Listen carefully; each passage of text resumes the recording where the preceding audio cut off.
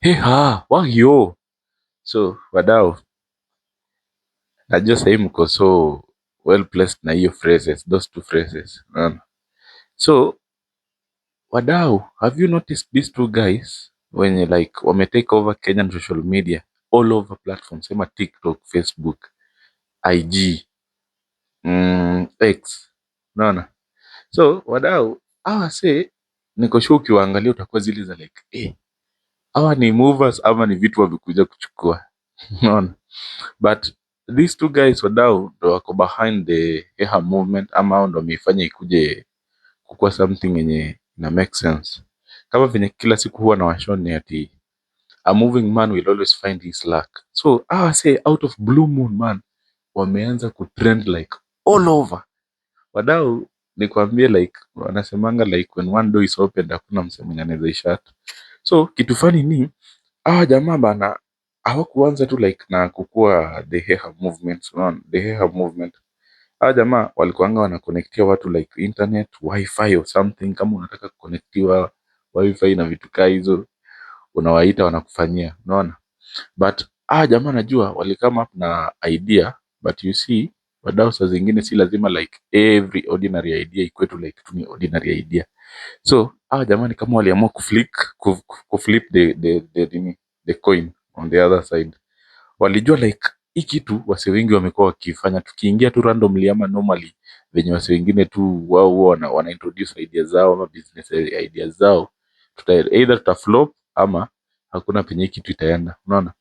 So wase unajua walianza come up na idea gani maze, juu venye wase wana introduce business idea yao, hadi wewe kama mwenye like uko na vitu zako zinafaa kumove, utajiuliza mara mbili, nipewa jamaa kazi ama like after hapo kama uko sure utapata vitu zako kweli.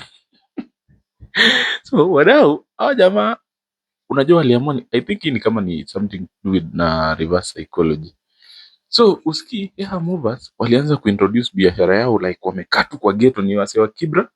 Hawa ni majamaa wenye wanatoka Kibra, na design wanasema biashara yao wanasema aje, wewe tupe tu vitu zako tukusongezee, tutafikisha, tutamove, unaona, na utupatie password ya lapi, password ya computer, kifunguu and stuff. So wadau nikuulize like ukipatia wazee everything paka, do they even need the passwords or something?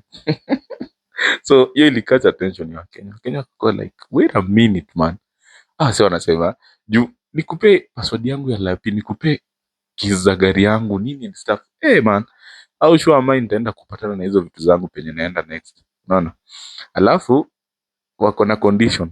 Wanakuambia like pia wanapeana hadi loans. Kama unataka kwenda kupewa loan, unaenda ukiwa one man na hakuna kuambia anybody ama hata makarao, ujipeleke mwenyewe uchukue loan, na ukikataa wanakufanyia ile kitu. But I think hiyo ni all about comedy, juu I am really quite sure ni wase wenye watakufanyia biashara yako fiti. Juu imagine kama venye Kenya unajuanga tu msee akianza kutrend definitely ataanza kustrike brand deals nini, kila msee atataka kujiassociate nao, unaona. So umeona hiyo point yenye nilikuwa nakwambia, hata Bible inakuanga clear, inasemanga like God akona plan za kila msee, plan za ku make better and never worse, unacheki. So wadau sasa washaanza kustrike deals zenye ziko very serious, kama deal za wamekuwa kuendorse magari, vitu kama hizo. Alafu another thing nimeona washaanza wamepiga comedy skit fulani na Matata. Unaona wase wa Matata, the music band, Matata music band, wamepiga hadi already collab. So ni kitu yenye like already they have their thing now, ni utu kwa wajanja na wa make sure vitu zao zina move in the right direction, kwa sababu already the doors are open, unaona. So wadau manzejo say usikii hivyo ndo venye hadi director Trevor nilikuwa naona anawa text, na si awaambie tu kwa inbox man.